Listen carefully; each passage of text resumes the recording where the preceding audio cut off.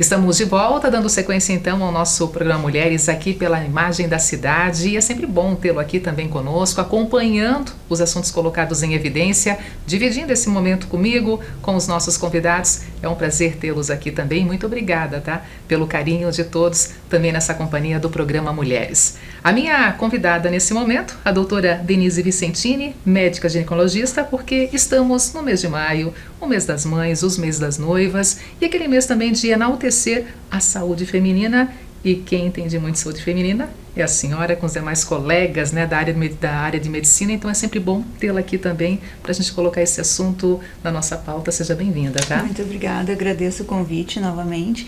A gente tem a sorte, né, o prazer de cuidar desse universo feminino que é tão complexo, né, tão cheio de nuances e ao mesmo tempo encantador, né? Então é um prazer enorme estar aqui de novo. Pois é, e quando eu pensei nessa pauta, até dividindo um pouquinho contigo, né, os assuntos que a gente poderia colocar em evidência, focados, claro, na saúde feminina, pensando no momento da maternidade, pensando também depois da maternidade, cuidados antes e depois. Então, seguindo essa lógica, seguindo, né, esse direcionamento para aquelas mulheres que desejam, de repente, colocar o sonho da maternidade em evidência, preparando o corpo, cuidando da saúde. Quais seriam realmente os direcionamentos para esse olhar para a saúde feminina antes mesmo de estar grávida, doutora?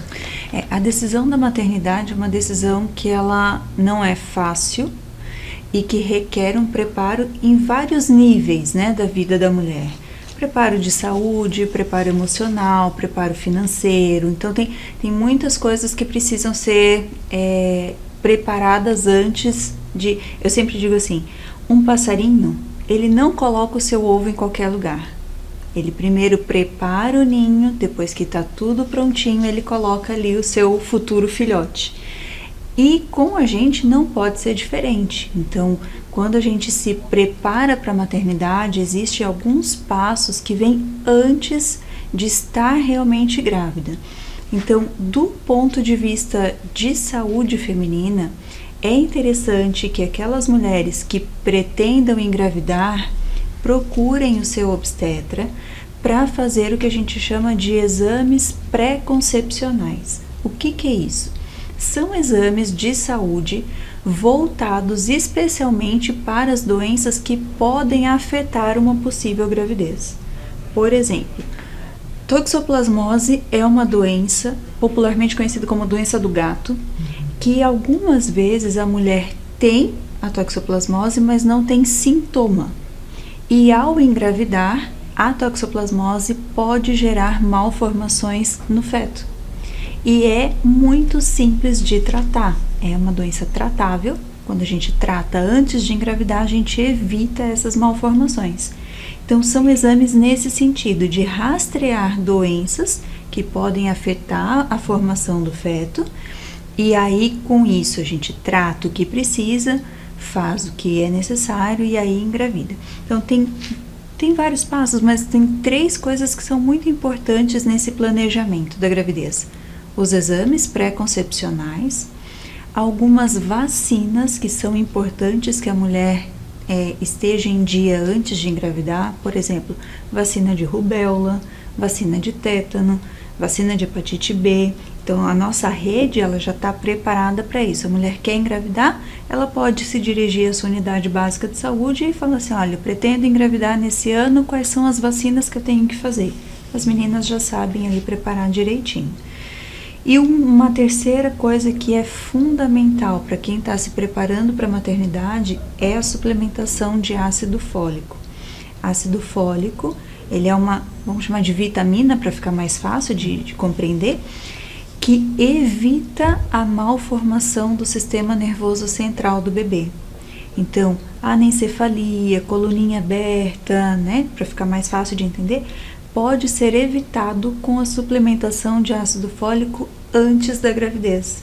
Então, por isso que é importante, quem está usando o anticoncepcional, pretende engravidar daqui 3, 4 meses, vai parar o anticoncepcional esse tempo, é um tempo legal para vir para o obstetra, fazer os exames, começar a suplementação, e é um tempo que tem para a gente poder tratar o que precisa e E tá hábil para gravidez. Muito bom te ouvir, muito bom também fazer esse comparativo com o passarinho, o ninho, todo esse preparativo antes de colocar ali o seu ovinho.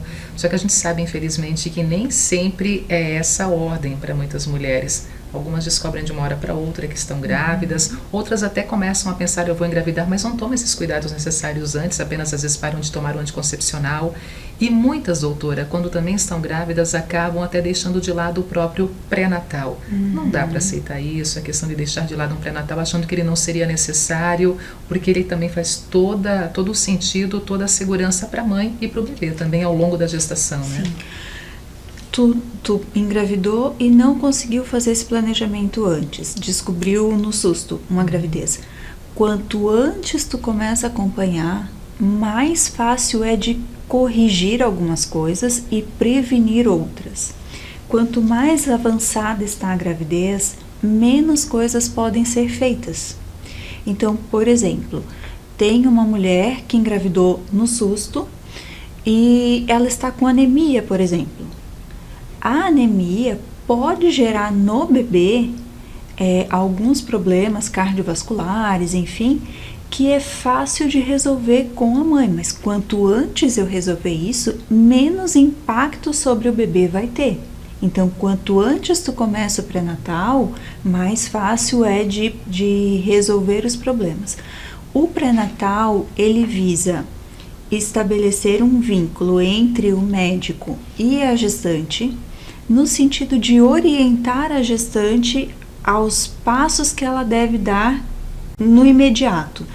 É bem comum a paciente chegar na primeira consulta de pré-natal, acabou de descobrir a gravidez bem recente, 2 meses de gravidez, e ela já está ansiosa com o parto, com como que vai ser depois. Calma, vamos uma coisa de cada vez. Então, o obstetra, ele é o médico que vai orientar esses passos. O que a gente vai se preocupar no primeiro trimestre, atravessamos essa fase, ok, vamos para o segundo trimestre e cada fase vai ser orientada e tratado, né, o que precisa. Doutora, é também muito comum hoje, cada vez mais ouvimos as mulheres que vão deixar um pouco mais para frente essa decisão, o sonho da maternidade, porque a vida é muito corrida, não tem condições naquele momento de assumir também esse compromisso que é para o resto da vida, né? A chegada de um filho. E aí, esse deixar para mais para frente, o tempo vai passando, décadas vão passando, doutora, também tem recomendações importantes sobre, de repente, a gravidez e a idade da mulher? A gravidez tardia, que a gente diz, né, que é aquela depois dos 40 anos, quanto mais idade a mãe tem, mais risco tem também essa gravidez.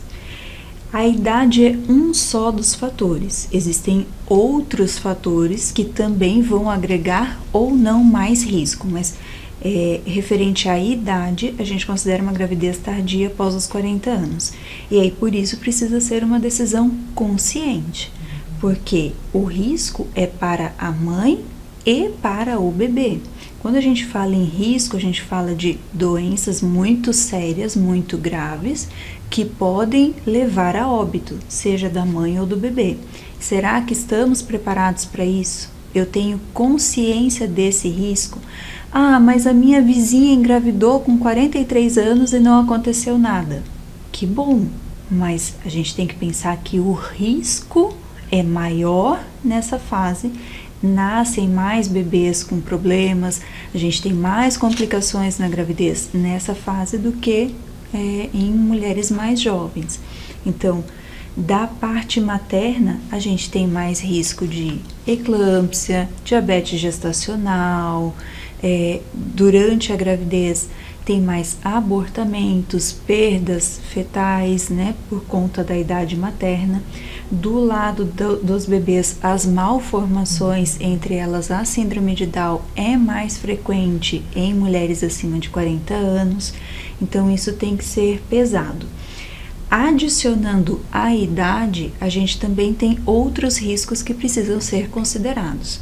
Então, se essa mulher tem mais de 40 anos e é obesa, é hipertensa, é diabética, tem algum problema de saúde, de doença autoimune, por exemplo, um lúpus, alguma coisa assim, tudo isso vai aumentando o risco. Então, tem que ser uma decisão muito bem pensada. Como é bom ouvi-la, como é bom poder divulgar e trazer, compartilhar essas informações necessárias que fazem sim a diferença para muitas famílias. Doutora Denise, neném chegou, está no nosso colo, agora uma nova mulher que também nasce junto com o seu filho. E dali para frente, olhando ainda para a saúde da mulher, pontuando também os direcionamentos, os cuidados com essa nova mulher que nasce quando ela se torna mãe, doutora. Como é que a gente segue também esse cuidado, esse olhar para a saúde da mulher? Assim que nasce o bebê, então, ela vai ter um acompanhamento, claro que é individualizado, mas existem algumas regras que são para todos, né? Então, nasceu o bebê, entre 1 semana e 10 dias pós-parto, ela vai passar pela primeira consulta com o seu obstetra. Ali vai ser avaliada a cicatriz, seja da cesariana ou do parto que ela teve. Vai ser avaliado como é que estão as mamas, se ela está conseguindo amamentar, como é que está o vínculo entre a mãe e o bebê, porque já nessa primeira semana a gente consegue identificar, de repente, uma depressão pós-parto, algum problema de vínculo materno mesmo. Então, essa primeira semana é interessante para ver essas demandas. Mais ou menos 45 dias pós-parto, ela vai ter uma nova consulta, onde vão ser avaliados outros quesitos. E aí, a próxima consulta que ela vai fazer é mais ou menos em 6 meses pós-parto, onde ela vai voltar a fazer o preventivo, exames de sangue, ver se ainda está amamentando ou não.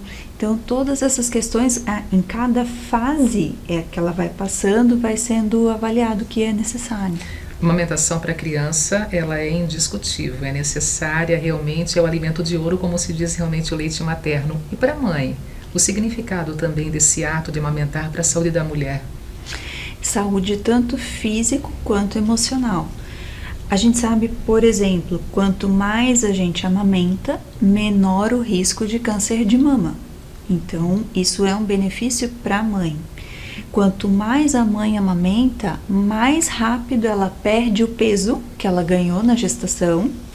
Então, tem vários benefícios físicos, além da troca entre mãe e bebê, que isso ninguém tem. Só a mãe e o bebê naquele momento é que consegue ter essa troca de contato pele a pele e o instinto de amamentar, o instinto de alimentar o teu filhote. Então, isso faz com que crie ali um vínculo que é inquebrável, né, para o resto da vida. Nós falamos há pouco sobre aquela preocupação, algumas mulheres vão adiando o sonho da maternidade porque tem muitos compromissos e vão deixando realmente o tempo passar. E algumas mulheres, doutora, também são surpreendidas porque acham que, por exemplo, já estão vivendo a menopausa e quando se dão conta, está lá um teste positivo encarando uma gravidez. Olhando para essa fase, agora a questão da menopausa, o corpo antes, o corpo depois, os sinais também, até porque varia muito de idade para idade, não tem uma faixa etária, realmente uma idade certa para entrar na menopausa, né? A gente só precisa diferenciar menopausa e climatério.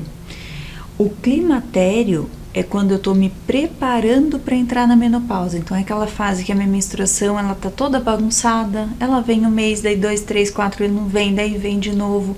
Essa fase ainda há risco de engravidar. É um risco pequeno, mas não é zero. Na menopausa, então, depois que eu fiquei mais de 1 ano sem menstruação nenhuma, aí eu não tenho mais risco de engravidar. Então, essa diferença que precisa ser feita, né? Aquela falta, então, de um mês ou de outro da menstruação é o momento do climatério, uma preparação, é anunciando que uma fase nova está vindo. Isso, e essa fase pode durar 1 ano, 2, 5. A média de idade de entrar na menopausa entre 45 e 55 anos. É a média. Quando a gente entra na menopausa, então quando acaba de vez a menstruação antes dos 40 anos, é a menopausa precoce. Então isso precisa ser investigado, tratado, não é normal, digamos assim, né? Mas a partir de 45 anos, entre 45 e 55 é onde vai terminar a menstruação para todo mundo. E essa nova fase da vida da mulher, doutora, também com cuidados especiais, com acompanhamento médico, cuidando da saúde e da mente também, uma aceitação de uma nova fase que começa, né? Sim. São muitas mudanças, né, que vêm, mudanças corporais e mudanças emocionais. Então, primeiro, ela começa a sentir um calor que é uma coisa que é indescritível, assim. É claro que a gente vive num clima muito quente, Blumenau, né, tem muita umidade, já, a gente sente muito calor, mas o calor da menopausa, aqueles calorões que todo mundo fala, ele é diferente. Normalmente ele é uma onda de calor, não é calor o tempo todo. Então é uma onda, normalmente da cintura para cima, pode vir acompanhado de mais suor, ficar mais vermelha, palpitação, mas é uma onda, dura segundos e vai embora. Daqui a pouco, de novo, mais uma onda. Então, é diferente do calor climático que a gente sente. A mulher percebe que ela está vivendo uma coisa diferente naquele momento. Percebe que é diferente. Isso pode despertar ela durante a noite. Então, ela acorda com calor, tira tudo a coberta. Daqui a pouco, passa aquele calor, põe a coberta de novo e fica nessa briga com a coberta a noite toda. Então, é um calor diferente. Além disso, ela vai perceber muito ressecamento na vagina, desconforto para fazer xixi, a pele vai perdendo aquele vigor, o cabelo vai ficando mais seco, as unhas mais quebradiças. Ela começa a ter uma mudança de acúmulo da gordura corporal. Antes da menopausa, a mulher normalmente acumula mais gordura no quadril e menos na cintura. Na menopausa isso se inverte, então a gente começa a criar mais aquela barriguinha, porque acumula mais gordura na região abdominal.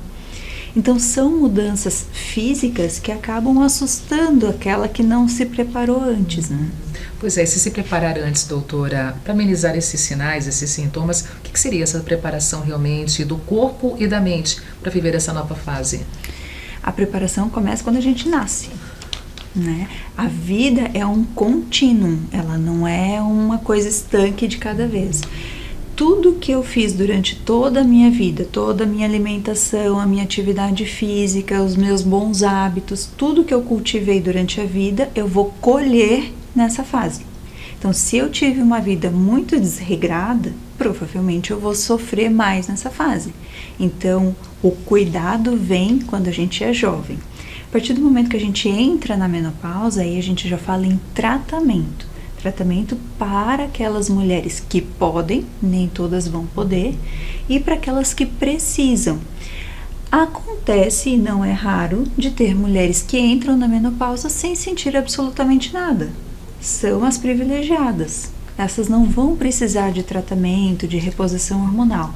Aquelas que estão sofrendo muito, com muito calorão, com muito desconforto, se elas puderem, daí vai depender dos exames, do histórico, tudo isso, aí elas vão fazer o tratamento de reposição hormonal.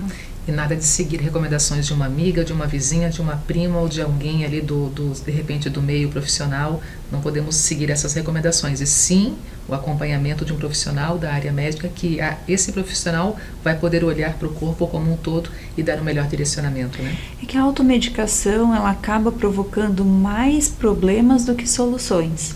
Às vezes você soluciona um sintoma e acaba gerando uma doença em função de uma automedicação. Então é bem complicado isso. Quem é que estaria fora dessa possibilidade de fazer uma reposição hormonal? Existem algumas contraindicações que são absolutas. Então, por exemplo, quem teve câncer de mama não pode fazer reposição hormonal. Quem teve trombose, seja onde for e quando for, trombose nas pernas, ou trombose no pulmão, ou um AVC, um infarto, essas mulheres também não podem fazer reposição hormonal. Mulheres que tiveram câncer no endométrio, um revestimento ali de dentro do útero, também não podem fazer reposição hormonal. Então, existem alguns critérios de exclusão ali, né? Por isso, falando mais uma vez, não seguindo recomendações de terceiros e sim indo ao encontro de um profissional da área médica, que esse sim vai poder ouvir e passar a informação realmente cabível, necessária e que vai fazer a diferença, inclusive salvando vidas. Com certeza, sem gerar mais problemas. Sem gerar mais problemas. Doutora, quer fechar com algum recado a mais, uma mensagem a mais para as mulheres que nos acompanham, para os homens também que nos acompanham e que querem poder saudar as suas mães, as suas mulheres, para poder fortalecer também toda essa caminhada da saúde da mulher? Aproveitando, né, esse mês das noivas, né, o mês da mulher, é interessante que tu pegue esse mês, de repente, para ser o teu mês de cuidado pessoal.